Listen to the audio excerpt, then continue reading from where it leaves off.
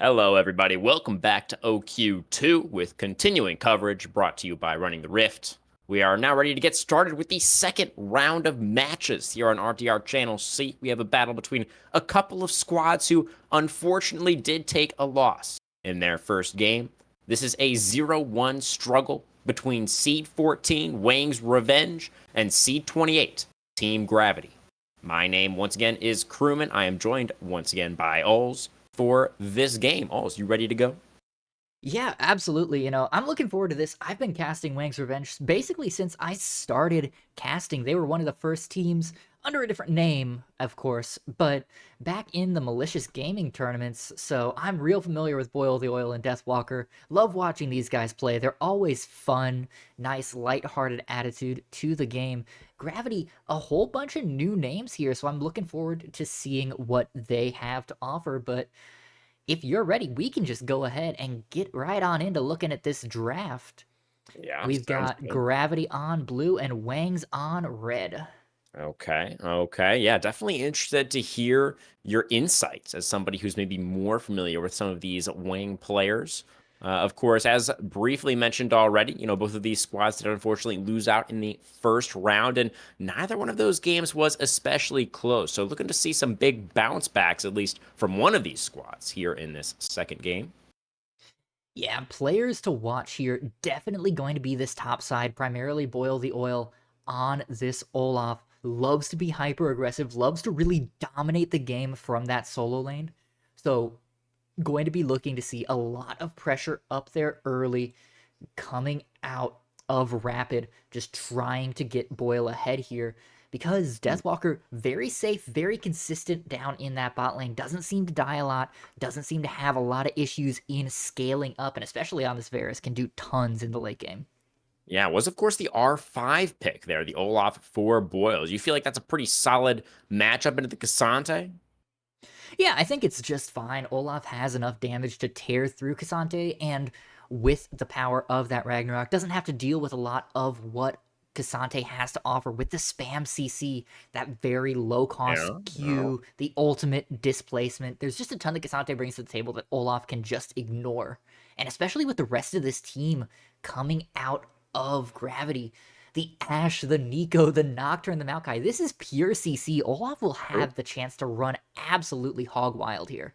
Very, very true, actually. That's a great point. The more that I look at it, the Olaf does seem to look better and better in this composition. The one thing that maybe I am a little bit concerned about over here for the side of Team Wang is a similar concern that I had in the previous game for the Abandoned Kittens, where they've got that Varus, but besides that, they might be a little bit light on damage.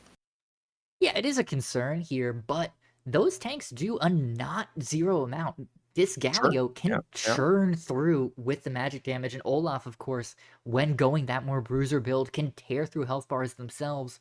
So it's a little bit problematic, but I think there's more to work with here than what we saw out of Abandoned Kittens in game one. Yeah, fair enough. And absolutely, if you do manage to get control in the lanes and find yourself an early lead, then certainly champions like Jarvan, champions like Olaf, and even the Galio, like you say, Alls, can still do certainly a sufficient amount of damage to get the job done. So let's just go ahead and jump onto the Rift here and see what happens in this second game of OQ2.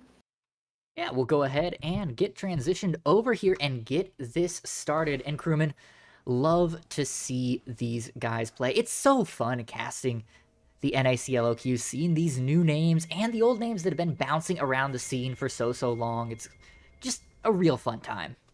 Absolutely. Happy to be here alongside y'all's for some very fun gameplay as you have already, uh, you know, teased for us.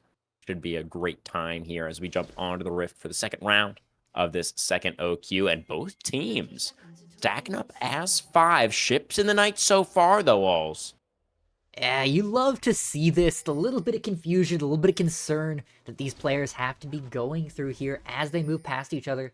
This is going to be a chance for some good vision, a chance for a little bit of sneaky steal.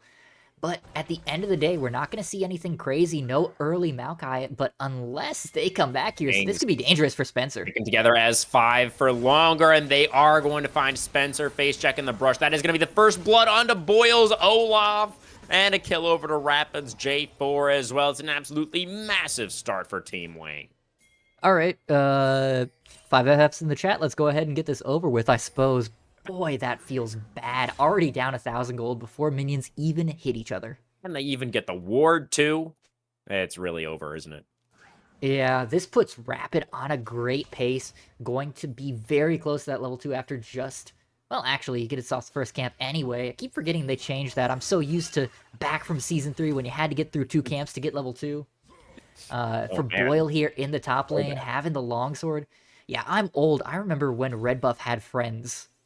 You know, I'm older than you are, Oz. I'm pretty sure we've established this before. But, I'm league old. okay. All right. Well, Boil the Oil here, I guess, a pretty wizened as well up here in the top lane. Certainly, I think we can expect that this player does have the experience to know what to do with the early lead that he has been given. So that is likely going to be a very difficult lane for Spencer's Cassante to play out at this point. You know, we all know what Cassante is capable of, but I think it's going to be very hard for him to do the Cassante thing in this particular game, at least early on. Yeah, absolutely. The problem with that is, of course, that this is the time that you're best served punishing that Olaf before the Ragnarok is available.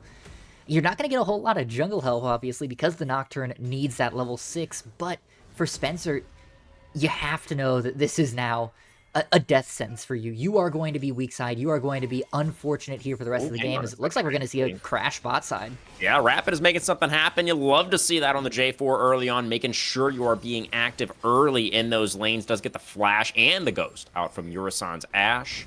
Further advantages getting stacked up for Team Wang.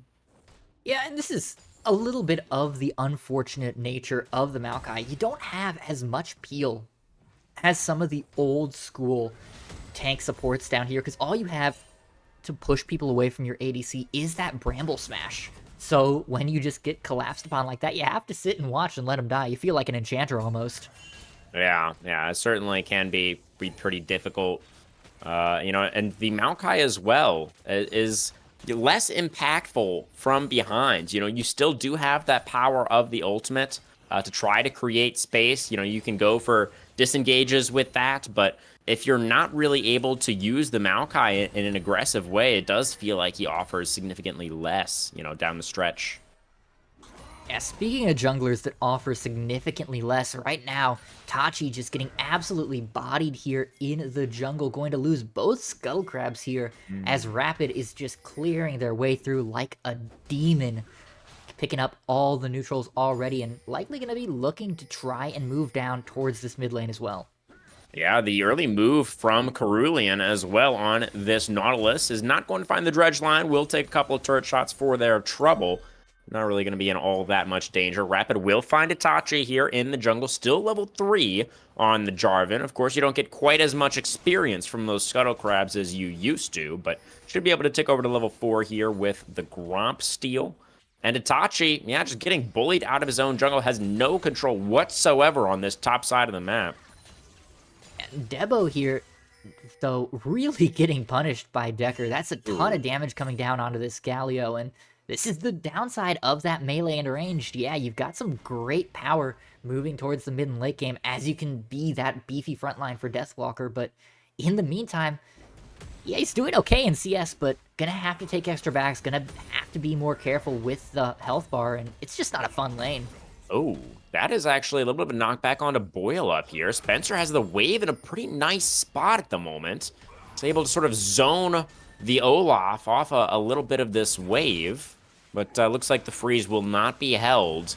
Boyle, of course, still having the teleport as well at his disposal. Can go for the reset and the teleport back. Meanwhile, on the other side of the map, we do see Team Gravity looking to secure the first big neutral objective of the game in the form of this first dragon. That is going to feel great for them. Of course, Rapid on this top side is looking for the grubs, but it's going to be Spencer able to move over, push the Jarvan out. Only one grub able to be secured.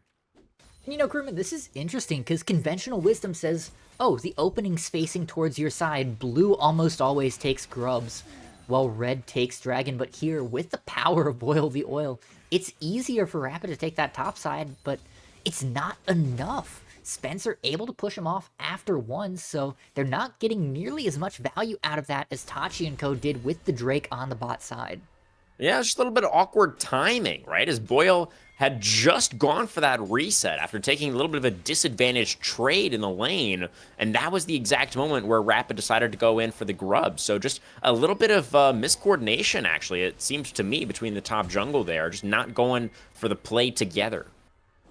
Yeah, there's not going to be much of a chance for that, though, for Spencer here moving forward, as Boyle has ticked over to level 6, so no more chance for Spencer to roam down and take that grubs away. So Rapid right back on the way there. Yeah, now we will see Boyle able to move down, help the Jarvan secure the rest of those grubs if they would like to, but it looks like the move is actually going to go for a little bit of a cheeky invade here as Boyle moves in to cover the blue buff steal. Itachi is on the way. Will the Nocturne be able to make it towards this blue buff in time? Spencer moving over, does get eyes on what's happening here. Itachi still level 5, of course, on the Nocturne. Not able to go for anything too crazy, but now the movement from the mid lane as well. Decker looking to come over, but the smite is good from Rapid, able to secure the camp. Meanwhile, dive in the bottom lane. Applause flashing away from the turret, but is not able to stay alive. The turret shot's coming down, no. and it's botched. From the side of Team Gravity, they feed over a double kill to Deathwalker, and that Varus is off to a phenomenal start now. Itachi now getting ganged up on in his own jungle. He's going to have to flash over the wall to get back underneath the turrets, and it's absolute disaster for Team Gravity. And that looked like it should have been such a good dive in the bot side. Deathwalker wasn't 6. Sure, Urison and Applause weren't either, but this was the small window they had. They had the numbers. They had the summoner spells there. But beautiful cleanse early, and then just enough dodging that Applause went down before Deathwalker did. And that turret ramp there, crewman. Yeah. Two-shotting Urison. Really, really unfortunate. And now Decker in trouble as well. Going to be forced to use that Pop Blossom.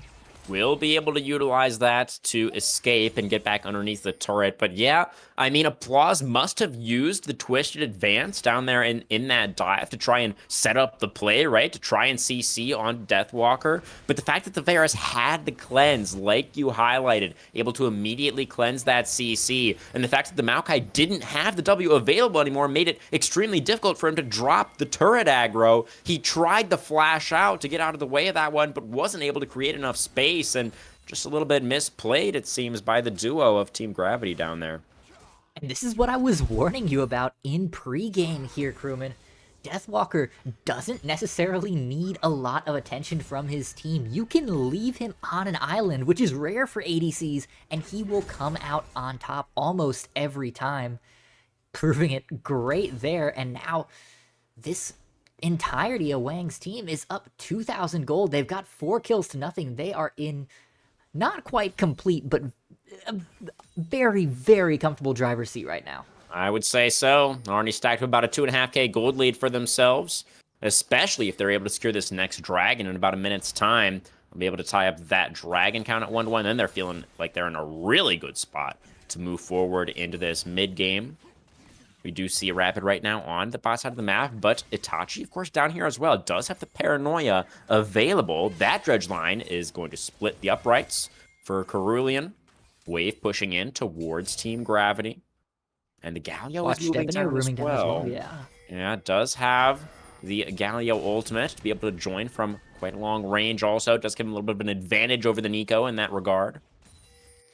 Yeah, and this is a small window where it's actually really awkward for Wang to engage because Cerulean does not have that depth charge, doesn't have the ultimate. If you don't hit the dredge line, you don't have anything here to start this fight. So very awkward. They've got to wait for that level 6 timer, and I think all of that time wasted means they won't get this dive off. Yeah, that's the cost of that early roam from Cerulean towards the mid lane, right? The fact that he did miss out on some experience down there in the bottom lane. Means that, yeah, there wasn't really a window there to look for the play because the Maokai, of course, with the level 6 already, did have access to the Nature's Grasp. And then Urison's Hawkshot able to spot out Rapid in that Pixel Brush. Honest 3v3, shaping up down here. Debonair, though, is going to be the first to play from the mid lane. The Nature's Grasp is going to come out, but it's a little bit too late. The Applause is easily going to be the first casualty of this fight. The Nico is here now, but it might be a little bit too late. Is able to get one back onto Rapid, the jungler, taken down. And now Deathwalker's run out of HP as well. They took down the Ferris, who did have the shutdown after the earlier double kill, and it is Team Gravity. They're able to turn this play around. Debonair flashing forward is able to trade back onto the enemy jungler as well, but still, that was, I believe, a 3-for-2 fight overall. Team Gravity coming out on top. Yeah, that was a 3-for-2. A little bit awkward for Gravity, though, because it wasn't a 4v5. So Boil the Oil is going to get gold almost equivalent to a kill here up in the top side as he gets a couple of plates. And with the fact that Tachi died so late in that fight, thanks to Debonair's flash taunt, they're not going to have much of a pressure advantage here around this Drake. Wang is going to be able to get back on the map if they so choose and start pressuring around this again. But no, it looks like Rapid's up towards the top side. They've decided to forego this Drake for now. And nobody, in fact, wanting to go for it. Yeah, interesting. I guess neither team feeling like they have enough control at the moment to really make any kind of meaningful threat on that objective. And the Jarvan is once again going to look for a little bit of an invade into this topside jungle instead, and is going to find actually a couple of camps that can be stolen away. I'm not entirely convinced that Tachi has had his blue buff once this game. Yeah, it seems like it's been very difficult for the Nocturne to come by. I think you're absolutely right on that one.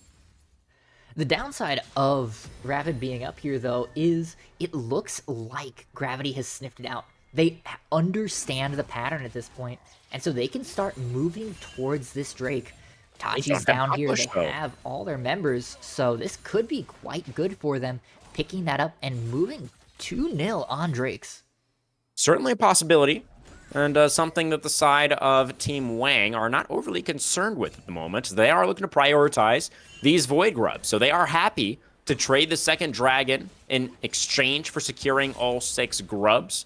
They do have the Olaf, who's ahead in that 1v1 matchup, right? So potentially we could see Boyle with some significant side lane pressure later on in the game, but we'll have to see if the Void Grub value is going to prove worthwhile.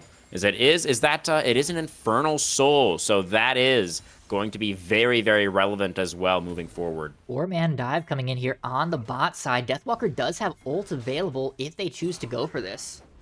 Yeah, the Varus and Nautilus looks like they're actually just going to respect it. They are going to back away. They're going to give up the wave. They understand the amount of threat that they were under. They did have Debonair moving over, but it looks like the Galio ultimate is not quite off cooldown, so they didn't actually have that tool at their disposal. And, you know, the side of Team Gravity, I'm sure they would have liked the kills, but still a small win there, able to deny the wave from the Varus. Yeah, small wins, but this Ashe is still behind. Varus already has first item here. You're not losing anything significant in mid, as Debonair is perfectly fine going even with Decker. So it's a lot of time burned for nothing, and that does start to add up as you send more of these members to fights that don't work out, especially looking at this top side where Boyle just has control forever now. Yeah, definitely. As you mentioned earlier, it doesn't really get better for the Cassante in the 1v1. You know, obviously, I think the Cassante does have a higher ceiling in 5v5 situations later on in the game. You know, newer champion, obviously. That's just kind of how that works. But yeah, it's the 200 years diff, right? Yeah, no, that's pretty much what it is. But, you know, in the 1v1 at least, I think Boyle is going to be very, very comfortable. And there's those grubbies. The little mites, yeah, doing some work. Boyle's gonna pick up first turret here, uncontested. That's another 450 gold into a champ that was first to reach, first completed item, has a bunch of components already, is going to be very, very strong on his next back, because he's sitting on 1,700 in pocket, and about to pick up a Rift Herald. Well, that is quite a lot of money. Yeah, he's feeling pretty good up there about his current economic situation. And they are going to be able to, it looks like, to secure Shelly as well. So very, very strong focus from Team Wang this game on that top side of the map, those top side objectives. They have been able to secure all of them so far. If that does continue here past the 20-minute mark, then obviously the Baron buff is going to be the king of all buffs, right? So if the strategy continues to work out for them, then they're going to be in a pretty good spot to go ahead and pick up their first win of OQ2. Yeah, absolutely. I've got a major concern for Gravity as well, and that's this Nocturne. Nocturne cannot fall behind. He's a very feast or famine champ, and just a few seconds ago, at 15 and a half minutes, finally got his first item. Yeah. That's not a good sign.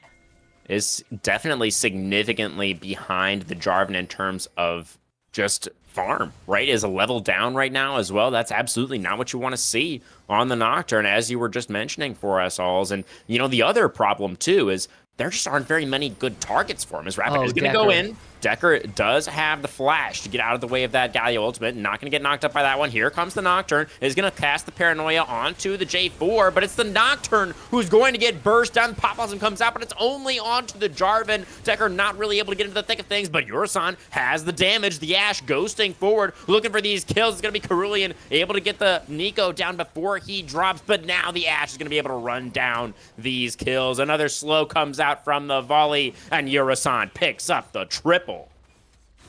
Yeah, that's huge for Yurasan here, finally getting this Ashe back in the game. That was just a 3v4 though, and they went 3 for 2. Once again, these odd-numbered fights feeling way closer than they deserve to be, as Boil the Oil wants Spencer, and will take him now. Thank you very much.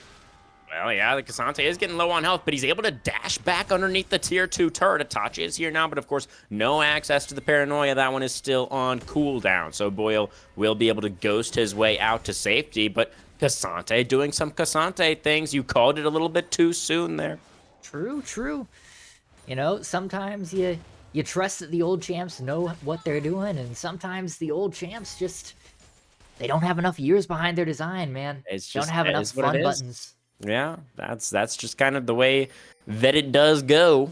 But this is going to be a very, very important part of the game, also. We do have our third dragon coming up right now. This is the first Infernal, and this is kind of the one window that Team Gravity do have to try and wrest control of this game for themselves, right? Their Ashe, extremely strong right now after that triple kill. It's 2 items completed for Yurasan. This is, and they have been kind of winning out in the team fights, as you just mentioned a little bit earlier on as well. It does feel like the side of Team Wang have been indexing heavily into setting up for side lane prowess, for the majority of this game, and even with their draft as well. It does kind of feel like that's where they are going to excel, as Cerulean goes in for the dredge line. Applause with the Bramble Smash to push the Nautilus back for now. The Nature's Grasp is going to come out as well. Only connect on the support, though, and Rapid is going to go in. Yurasan doesn't have flash, and they delete the AD carry. Team Wang find the team fight that they were looking for, and they absolutely annihilate their opponents. 3 dead instantly on the side of Team Gravity, and the dragon stacking will be stopped in its tracks. And this was what I was so concerned about here, crewman, with those previous fights that Gravity was winning. Yes, they were winning them, but they were winning them barely in numbers up fights. When you're winning 5v4s and 4v3s by just 1 kill, you know that the addition of those extra players is going to completely turn the fight. And right there, we did not see a single member die from Wang. A beautiful wombo combo engage, and Gravity was completely powerless. They couldn't cut through even Deathwalker, who is not at all tanky right now with 2 ADC items. Yeah, they were not able to protect the Ashe, the only member on the team who was really powerful in that situation. And it was just honestly a really clean engage from Rapid on the J4. I feel like that's where the credit has to go for that Absolutely. one. Just saw the angle, set that one up. Debonair comes in and slam dunked that AD carry. And now the question becomes, you're 5,000 gold down at 20 minutes. You are facing an incredibly fed split pusher, a very tanky Galio, and a Varus that has just outplayed you at every turn. What do you do to come back in this game for Gravity? Yeah, I mean, it's really hard. It's really difficult. I mean, they do, I think, still have some opportunities in these team fights down the stretch. They're still going to have a lot of powerful tools. The Maokai ultimate, the Nico ultimate, Cassante existing. These are things that can work in their favor. But, as you were just mentioning, they're down now like 5K golds, and the wallets might just be a little bit too heavy at this point. Yeah, especially when so many of the engage tools that you rely on just aren't there. You can't rely Oh, on Tachi to start a fight with the Paranoia when he's 1 and yeah. 4, and Uh, can't even break through Rapid's W shield. Rapid showing some restraint there, not wanting to commit the Cataclysm onto only the enemy jungler, but pushing him out of that topside jungle will be enough for Team Wang to start up the Baron. Of course, Hawkshot will give Team Gravity full information about what's happening here, and Paranoia is available for the Nocturne as well, so he can get into the pit at a moment's notice. The Nature's Grasp comes out to try and set up the fight, the Pop Blossom as well, and now it's Deathwalker's turn to get deleted. It's Olaf on the back line. He is able to trade back onto Urasan, and he's going absolutely berserk. The R5 Olaf pick doing some work in this fight, and it will be enough. It is going to be the side of Team Gravity wiped off the map. Spencer, the only one to survive. They did manage to get Deathwalker, but that is all that will be given over to Team Gravity in this fight and possibly the game. Hey crewman, I need you to start putting some respect on the damage that tanks can do here. Because there was no Deathwalker in that fight. The Varus did not exist from the moment that Decker got that beautiful, beautiful 4-man Pop Blossom. Yeah. But Boyle and Debonair carried that hand over fist. Boyle just running through everybody. Debonair cleaning up on the backside. Who needs an ADC in Season 14? 13? Whatever It is season we're 14. in. It is 14. You were right the first time. But I think there are a couple of things that are really important to remember in that specific situation also. One of those things is the fact that Olaf was extremely ahead of the pace of this game from the word go, and is just going to be stronger than you would normally expect an Olaf to be. Not only that, but he is into a composition that is very melee heavy, very CC heavy, as you highlighted for us in the draft. And also the itemization here, very aggressive. Ravenous Hydra and Starax is going to provide a lot of damage for the Olaf. Even the Jarvan going for the Spear of Shojin here for Rapid does give that extra ability haste, that extra little bit of damage. You know, your combo has more uptime. So I think the builds here for the side of Team Wang is sort of storing up that weakness that you might otherwise expect.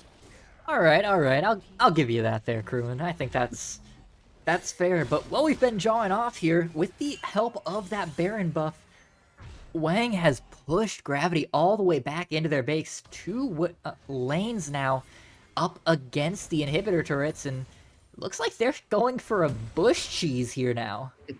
Well, they know that the side of Team Gravity, their win condition in this game, is still trying to get towards this Infernal Soul, right? That is what they are desperately hoping for. So just waiting in the bush, seeing if Team Gravity are going to be greedy enough to try and walk into this area over which they have no control. Might sacrifice a couple of members in the process. But yeah, I mean, so much control over the map now for the side of Team Wang. They really have kind of their pick of the litter and what they want to do now from this position. It looks like the call might be push down the top lane. They've got 4 members up there, and that last tier 2 will be taken down. Yeah, between 4 members and all of the little grubbies, you've got plenty of pushing power there for Wang's Revenge. Now they just get to rotate around this base. I don't even know that they're going to pull back and go for this Drake, because they can just babysit cannons until the cows come home. Honestly, it does seem like a pretty solid strategy. I mean, you know your opponents can't take the dragon if they're locked in the base the whole time, and obviously we're not getting really remotely close to anybody actually claiming the Inferno. Oh, that's a Deathwalker who's completely by himself, and the Nocturne loves it when AD carries are by themselves. Tachi will be able to take that kill, and it's going to be Carulia not able to get over there to defend the AD Here carries. comes Boyle, though. Low health bars, though, and Olaf loves it when people have low health bars. He is going to take that first scalp from the Maokai. It's Nico coming in, trying to make something happen with the Pop Blossom, and the Ragnarok wore off as Boyle did get knocked up by that one as well, but they're not able to get Urasan out to safety. Even with the flash, the Ashe had nowhere to go, and now Spencer doing some Kassanteing in the mid lane is going to pick up a shutdown from the Galio, but meanwhile, your base, Spencer, oh, he forgot about the inhibitors. That one in the mid lane is going to go down, and now forward is the direction that Rapid is looking to move in. Cassante will be pushed down back underneath that tier 3 in the bottom lane, and it's 2 inhibitors down, taken by Team Wang, and they really are in full control of this game now, if they weren't already. That is so unfortunate here for Gravity. You get the good pick onto Deathwalker, and that's great, and if you can get out, sure, you've bought yourself a ton of time, but Boyle and Rapid able to turn so quickly, rotating over from that mid lane, that it just wasn't enough. And when you throw off that rotation like that, it gave Wang's Revenge so much time that now 2 inhibitors down, another exposed. Gravity forced to stay within their base even more so than they already were. Means no more Drakes to be taken. No chance of touching this Baron in 100 seconds. Crewman, I think Yeah. the writing's on the wall. I think this game is well and truly cooked. Oh, I think so. Yes, the cave paintings are just extremely detailed and very extensive in nature. There's lots of writing on those walls, as you say. But yeah, I mean, we can celebrate at least Team Wang able to pick up their first win, most likely here in this second OQ, and doing so in pretty decisive fashion, which is really important, right? After taking such a tough loss in your first game, you want a big win like this to rebuild some of that confidence and try and get yourself back some momentum to try and get towards. I think it's 3 wins at least that you need to get towards that next round, if I'm not mistaken. You are exactly correct. 3 wins is the cutoff here to get out of Swiss stage, and assuming that Wang doesn't throw this game away, they're putting themselves in a much better position, only having to win a best of 3 versus acing a best of 5, as Gravity has to do here to make it out alive in day 2 of the Swiss bracket here. Yeah. But yeah, Wangs should be able to just walk this right in. The chip damage onto Spencer and Tachi, enough to scare them away. And I don't think that they can even touch Wang at this point. The health bars and the shielding is just too much to cut through. Yeah, I mean, stacked up as 5 like this, the Dredge line will connect, but only onto a clone, only onto a Nico clone. The Nature's Grasp, though, does get forced out, and the touch go in with the Cataclysm, flash out from Yurasan, still is gonna get the rest of the team is knocked up there. Debonair maybe a little bit too far forward, taken down underneath the Nexus turrets, but now the super minion waves are coming in. Those next, oh, it's a triple knockup from Rapid with the J4 just to seal the deal. It's only Spencer left once again, a lonely Cassante, not gonna be able to get the job done by, well, I say that. He does manage to get the Jarvan onto the fountain, but the Nexus is exposed and will be taken down, and it's going to be Team Wang's Revenge getting exactly that here in their second game of the OQ. Yeah, props to Spencer there at the end. If I'm going to lose this game, I want to lose with a positive I'm KDA. taking you with me. Yeah.